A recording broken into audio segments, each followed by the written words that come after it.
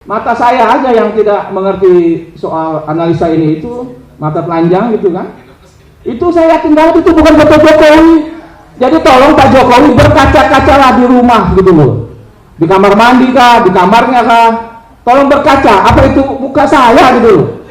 Tapi jangan dibandingkan dengan yang sekarang, pasti jauh berbeda. Sedikit lagi ya. Soal pencekalan.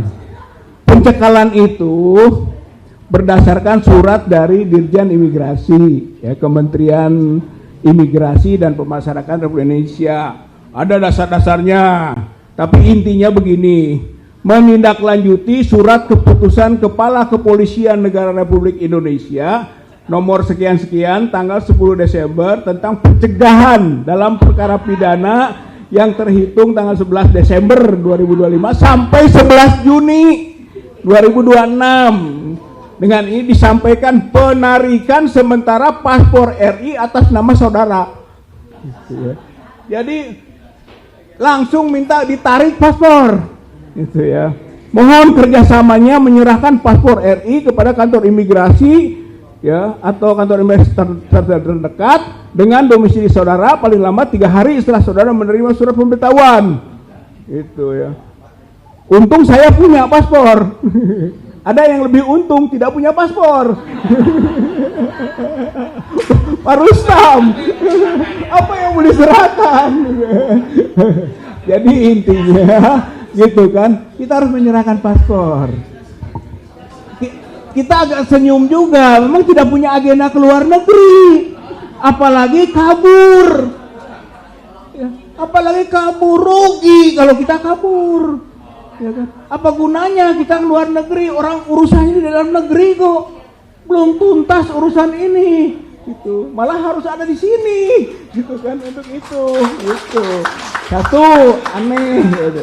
Yang kedua, memang paling kalaupun ke luar negeri, saya itu ke Mekah, ya, kalaupun itu, tapi Mekah itu bukan luar negeri. Asal orang menyangka itu bumi umat Islam, gitu kan. Intinya itu ruang ibadah, begitu. Baru kemarin pulang umroh, ya memang ada agenda, ya insya Allah mungkin 2 atau 3 kali sampai 6 bulan ke depan untuk umroh. Tapi umroh itu bukan jamaah, kebetulan membimbing jamaah, gitu. Ya artinya terhambat kan proses itu, ya dirugikan lah atas peristiwa ini.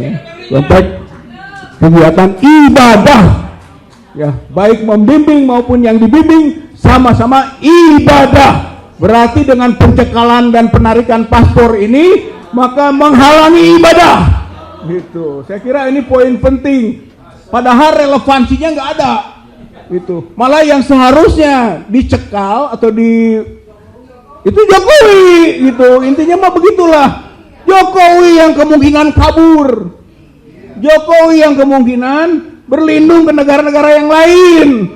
Mungkin yang punya potensial untuk itu Cina. Gitu. Jadi justru ia yang sebenarnya harus dicekal dan keluarganya cekal, ambil paspornya. Jangan kita, tapi kita akan taat hukum. Gitu ya, insya Allah. Ya demikian ya Bapak Ibu yang saya hormati, bahwa proses pencekalan itu juga bagian dari gambaran tidak equality before the law, tidak ada kesamaan di depan hukum. Saya kira ini juga diskriminasi hukum, bagian dari proses kriminalisasi hukum terhadap beberapa warga negara Indonesia yang sedang mencari kebenaran tentang status ijazah Jokowi asli atau palsu, yang sampai sekarang diyakini ijazah Jokowi Dodo palsu. Terima kasih. Assalamualaikum warahmatullahi wabarakatuh. Saya tadi itu mengingat Roy Suryo dan kawan-kawan, ternyata ini adalah kawan-kawannya gitu.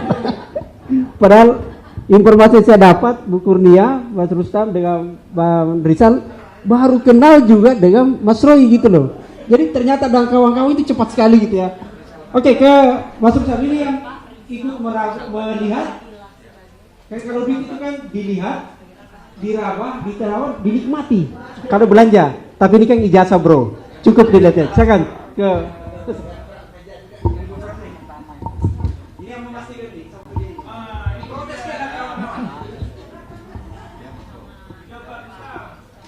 bismillahirrahmanirrahim. Assalamualaikum warahmatullahi wabarakatuh. Pada acara gelar perkara khusus kemarin, ini gara-gara Bang Rijal ngomong mau disita paspornya nih, jadi begitu. Karena nggak punya paspor. Ini menghina sehina-hinanya ini, imigrasi saya ini.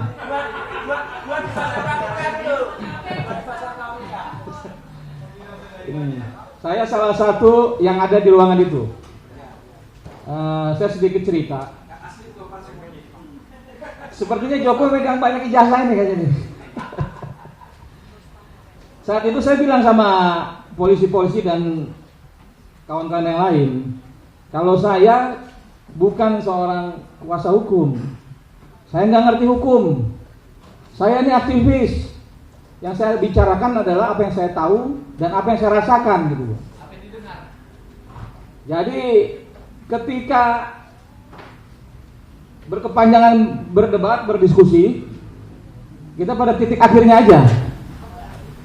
Polisi akan membuka yang katanya ijazah yang disembunyikan sudah bertahun-tahun ini gitu. Nah, kami agak was-was juga ini kan. Dan kuasa hukumnya Jokowi juga was-was juga gitu kan. Agak dia si anaknya Otto agak kanan kiri ya kan. Saya juga kanan kiri biar kalau sama kan gitu. Nah ketika mulai dibuka itu ada rasa was-was lah gitu. Akhirnya dipotong lah, dibuka lah itu semua, digunting dan suruh hadir. Setelah dibuka itu, wah bergerombol ke sana. Itu memang saya ada di situ, itu tidak boleh disentuh. Tidak boleh difoto, cuman diletakkan di atas meja. Nah, jadi saya juga bingung ini polisi ini mau ngapain ini gitu loh. Jadi pas dilihat itu,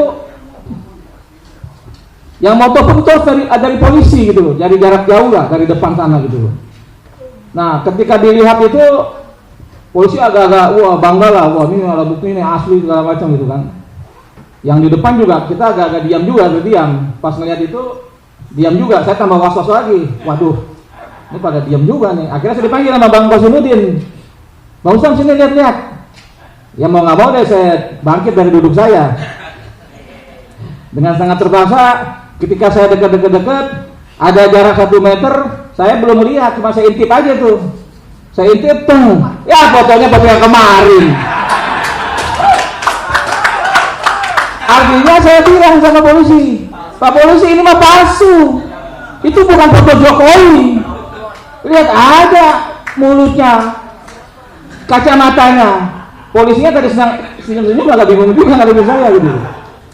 Saya tahu pelakunya, saya bilang. Nanti saya kasih tahu nomor teleponnya, saya bilang. Bapak catat nomor saya. Oh enggak, saya udah punya nomor Pak Usam, saya bilang. Oh bagus, saya bilang. Jadi artinya apa yang dilakukan polisi kemarin itu cuma untuk membuktikan kalau dia telah menyimpan alat bukti gitu loh, menyita alat bukti, bukan menyatakan itu palsu apa yang dikatakan oleh kuasa hukum Jokowi, bukan nyatakan itu asli, apa yang dinyatakan kuasa hukum wah itu asli, mereka diam, enggak, bukan itu. Orang saya setelah saya bilang palsu, saya balik lagi saya lihat yang mana embosnya, yang mana tulisan UGM-nya, hampir nggak kelihatan sama mata saya yang masih nggak pakai kacamata nih. Jadi tipis sekali antara ada dan nggak adanya itu gitu loh. Apalagi yang katanya logo-logo yang kecil-kecil itu, buru-buru mau embos, buru-buru mau diraba gitu loh. Dilihat aja nggak kelihatan gitu loh.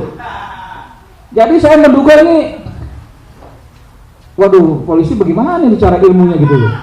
Jadi jangan membohongi mata rakyat gitu loh. Rakyat itu punya mata nggak bisa dibohongin. Coba ditanya kepada orang-orang lain di luar sana, apa itu foto Jokowi dengan bibirnya yang tebal, dengan kacamatanya, dengan hidungnya, dengan kupingnya? Pasti saya yakin sebagian besar bilang itu bukan Jokowi gitu loh. Kumisnya juga tipis, coba aja diedit tarik kumisnya ini ke sini pindahin ke Jokowi muda kan pasti nggak ketemu gitu loh. Jadi saya bilang kalau itu memang saya yakini, makanya saya bilang ketika itu dibuka oleh polisi, saya meyakini itu palsu. Karena saya kan mencari, kalau palsu itu pasti ada pembuatnya. Saya ini mencari siapa pembuatnya. Kemarin saya ketemu kawan saya, bilang kita ini berperang dengan kawan-kawan kita sendiri yang membuat ijazah itu gitu loh. Nah inilah yang akan kita jejaki. Makanya saya selalu sebut Eko Sulistyo. Lo tampil Eko. Kami menduga Eko Sulistyo, Ketua KPUD Solo, terlibat dalam ijazah palsunya Jokowi.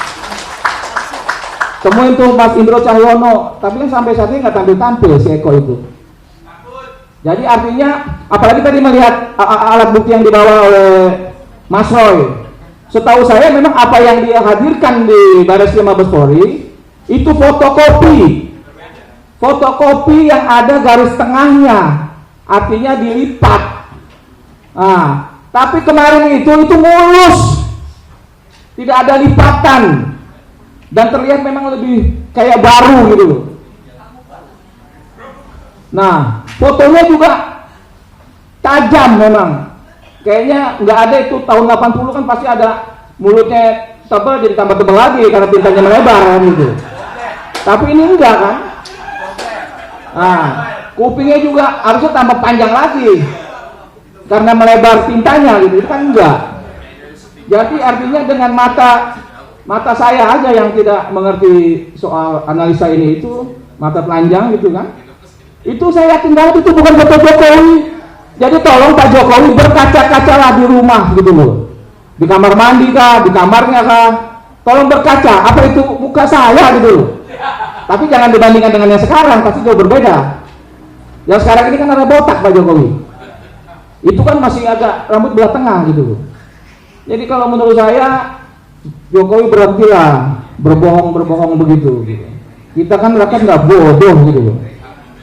Terus saya ini kan, saya juga punya foto masa kecil ya, apalagi SMA sampai sekarang. Saya punya identik itu, alis saya agak naik gitu kan. Dari dulu sampai sekarang begini. Iya kan? Terus juga saya punya hidung agak mancung ke dalam gitu loh. Dari dulu juga begini gitu loh.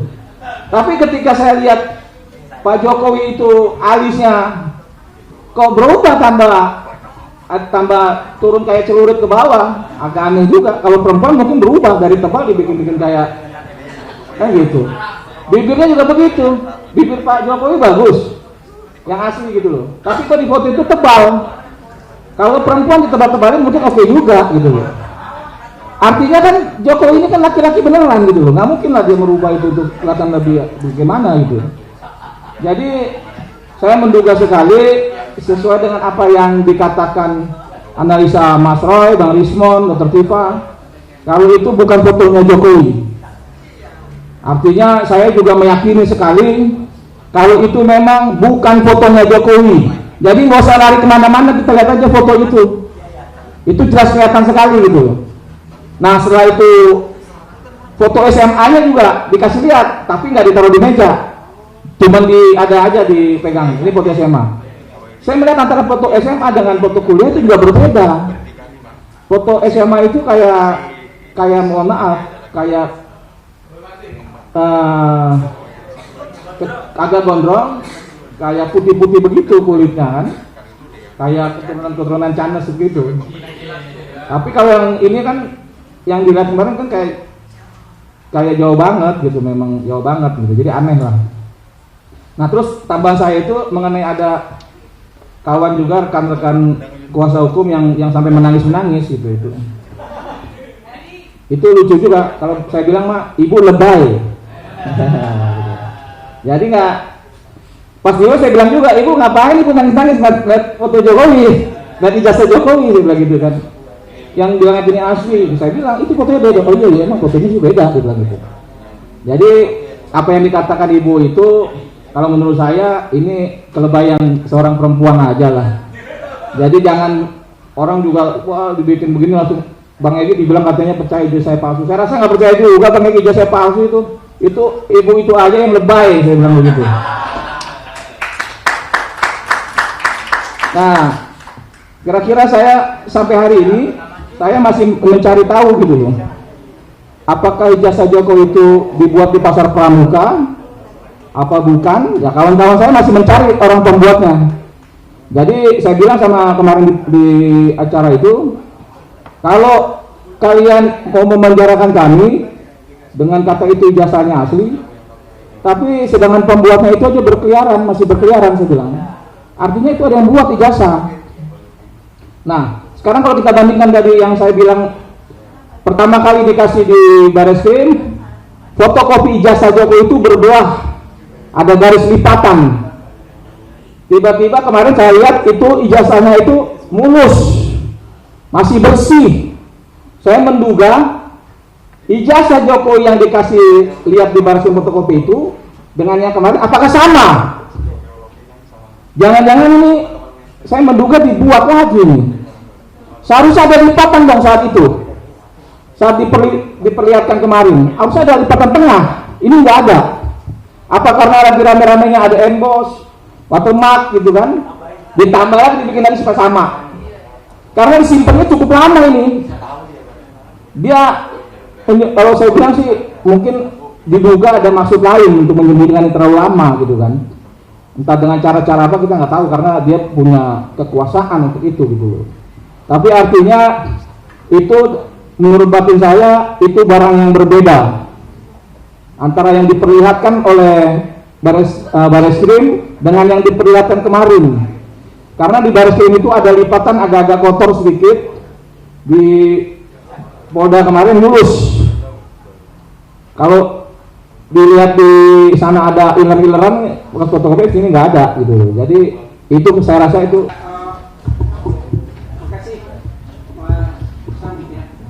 Ini dari ahli ya, jadi kebetulan Prof. Tono adalah salah satu ahli yang hadir dalam sesi 2, memberikan penjelasan di penyidik, dan kita ingin dengar apa penjelasan dalam forum supaya ini. Persilakan.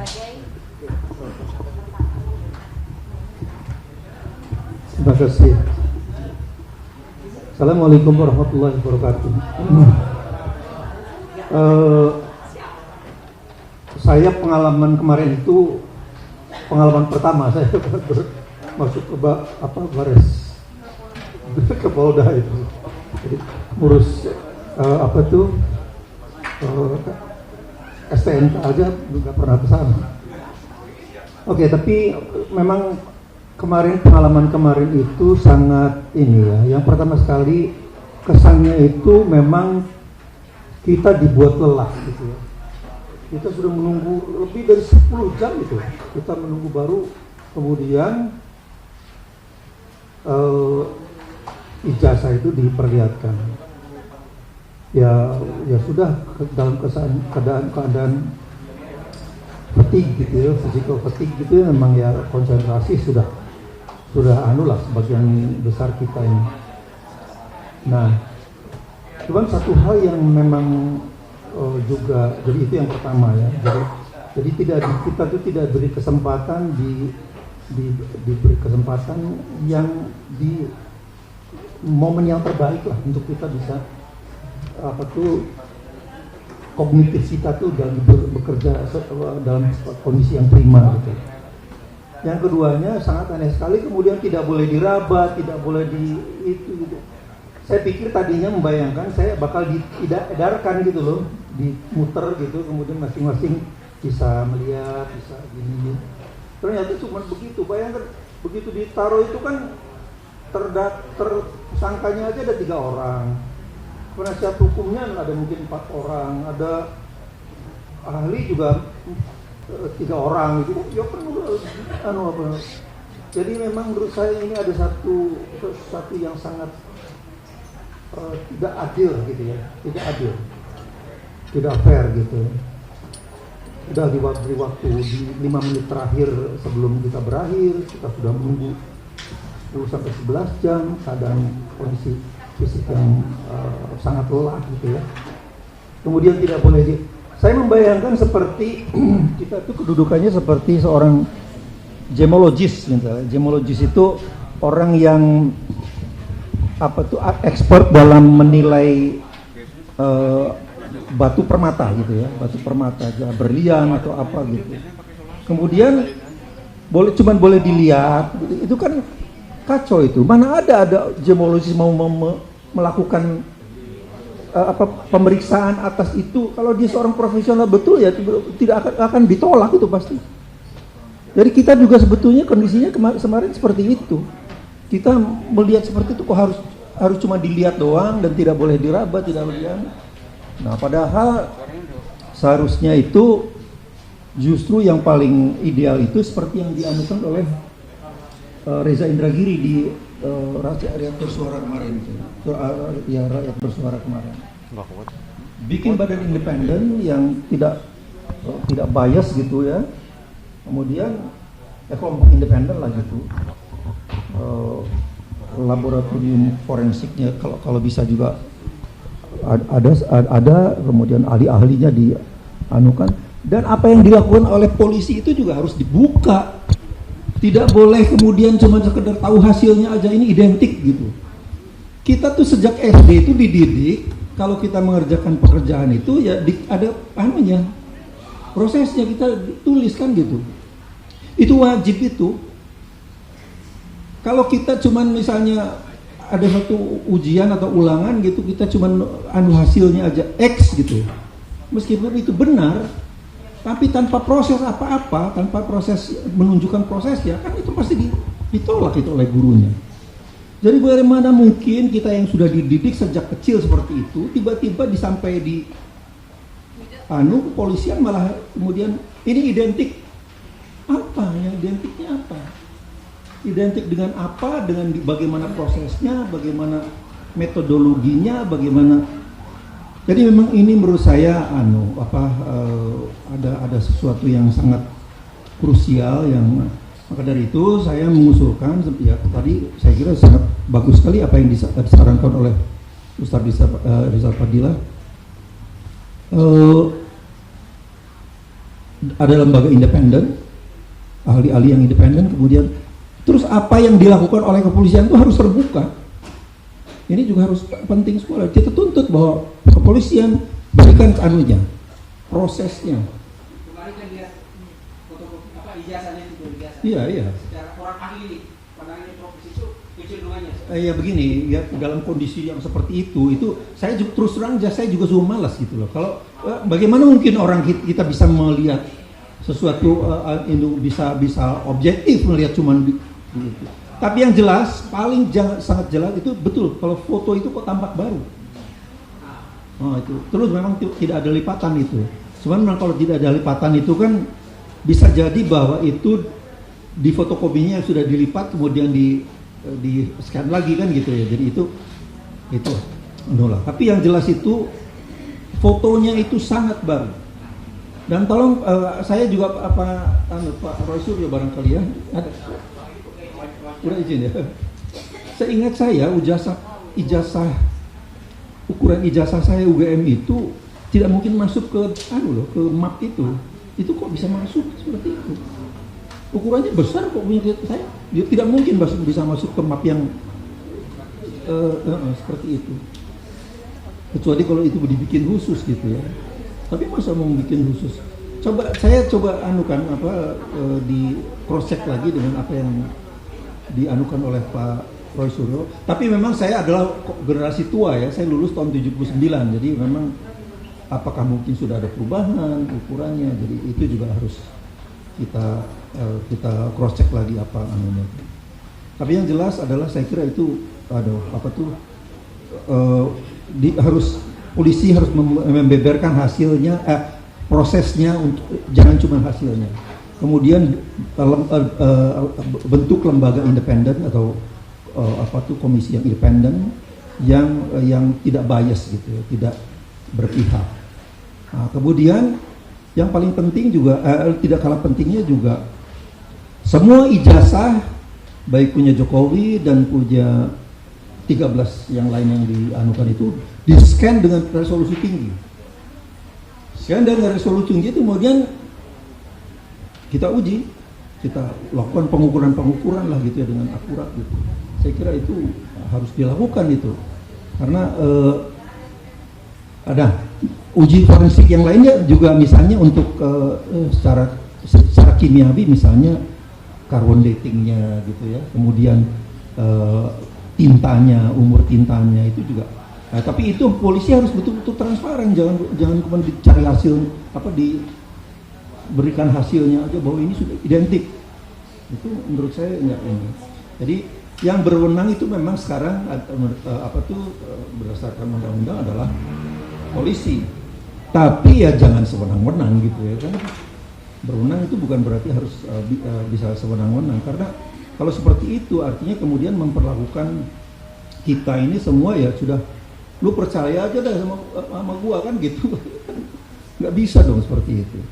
Jadi ini yang menurut saya scan dengan sebaik-baiknya, kemudian kita lakukan pengukuran yang detail antara huruf, antara foto, bagaimana detailnya tadi soal bibir, lebar bibir, ketebalan telinga, jaraknya berapa, dengan foto-foto Pak Jokowi yang sekarang. Ya itu harus kita lakukan. Polisi juga silakan melakukan, tapi dengan yang transparan. Kita juga melakukannya dengan transparan. Gitu. Saya kira itu saja yang bisa saya sampaikan, tidak bisa terlalu banyak juga. Terima kasih. Assalamualaikum warahmatullahi wabarakatuh. Kasih Prof. Saya lempar ke teman-teman jurnalis ya. Sisinya sekarang kalau ada yang sebelum untuk masuk ke simpulan ke Pak Samsin, ada yang ingin bertanya? Teman-teman? Ada yang ingin bertanya apakah Pak Samsin punya ijazah tahun berapa? Oke, kalau tidak ada kita langsung ke ini ya, ke Pak Samsin untuk membacaan gitu ya. Terima kasih. Assalamualaikum warahmatullahi wabarakatuh. Bapak Ibu, saudara sekalian, para undangan, media dan YouTuber. Setelah tadi penyampaian yang disampaikan hubungannya dengan gelar perkara khusus di Polda Metro Jaya pada Senin 15 Desember 2020 lalu. Pada kesempatan terakhir ini saya akan membacakan pernyataan hukum Tim Advokasi Anti Kriminalisasi Akademisi dan Aktivis tentang tanggapan atas proses gelar perkara khusus Kabak Wasidik Polda Metro Jaya. Sehubungan dengan telah dilaksanakannya proses gelar perkara khusus dalam kasus dugaan pencemaran dan fitnah ijazah palsu Jokowi yang dilakukan oleh Kepala Bagian Pengawas Penyidik Polda Metro Jaya pada 15 Desember 2025, kami sampaikan tanggapan hukum sebagai berikut. Pertama, proses gelar perkara khusus yang dilakukan oleh Polda Metro Jaya adalah serangkaian kegiatan untuk melakukan evaluasi dan koreksi terhadap proses penyidikan yang dilakukan oleh penyidik Reskrimum Polda Metro Jaya yang kesimpulan akhirnya berupa rekomendasi atas perkara yang dapat dilanjutkan atau dihentikan. 2. Gelar perkara khusus tidak dimaksudkan dan tidak berwenang untuk menetapkan keabsahan barang bukti, sehingga penunjukan dokumen ijazah Jokowi yang disita dari Jokowi tidak dapat dan tidak memiliki kualifikasi untuk menetapkan ijazah tersebut asli atau palsu. Ketiga, proses penunjukan bukti ijazah SMA dan S1 Jokowi hanyalah untuk mengkonfirmasi bahwa dokumen tersebut benar ada dan telah disita oleh penyidik per 23 Juli 2025. Penunjukan dokumen tersebut sekaligus membongkar kebohongan saudara Budi Aris Setiadi, Ketua Umum Projo, yang mengaku telah ditunjukkan ijazah Jokowi dan diklaim asli saat berkunjung di kediaman Jokowi di Solo pada tanggal 24 Oktober 2025. Keempat, paparan koreksi dan evaluasi tim advokasi anti kriminalisasi akademisi dan aktivis selaku kuasa hukum Roy Suryo CS telah menegaskan adanya masalah dalam proses, prosedur, dan tahap penyidikan. Di antaranya adanya penetapan salah satu tersangka dari 8 tersangka dalam satu kesatuan pemberitahuan resmi penyidik yang belum pernah diperiksa sebagai calon tersangka, hal mana bertentangan dan melawan putusan Mahkamah Konstitusi nomor 21/PUU Des 13 Romawi/2014 yang mewajibkan pemeriksaan calon tersangka sebelum ditetapkan sebagai tersangka. Menimbang dan memperhatikan hal-hal sebagaimana kami kemukakan di atas, maka kami berkesimpulan penyidikan yang telah dilakukan oleh penyidik Reskrimum Polda Metro Jaya cacat prosedur. Karena itu, Kepala Bagian Pengawas Penyidik Polda Metro Jaya sudah semestinya merekomendasikan penghentian penyidikan dan merekomendasikan Direktur Reserse Kriminal Umum Polda Metro Jaya untuk segera mengeluarkan surat perintah penghentian penyidikan atau SP3. Demikian pernyataan hukum disampaikan Jakarta 18 Desember 2025. Tim Advokasi Anti Kriminalisasi Akademisi dan Aktivis, Kuasa Hukum Roy Suryo dan kawan-kawan. Tertanda Petrus Celestinus, Sarjana Hukum, Koordinator Litigasi, Ahmad Hojinuddin, Sarjana Hukum, Koordinator Non Litigasi. Sekian. Oke, terima kasih teman-teman semua yang ingin berkonfirmasi wawancara. Ini ada banyak pengacara dan prinsipal, silakan gitu ya, langsung saja. Saya Heri, mohon maaf. Assalamualaikum warahmatullahi wabarakatuh. Syamsir Jalil.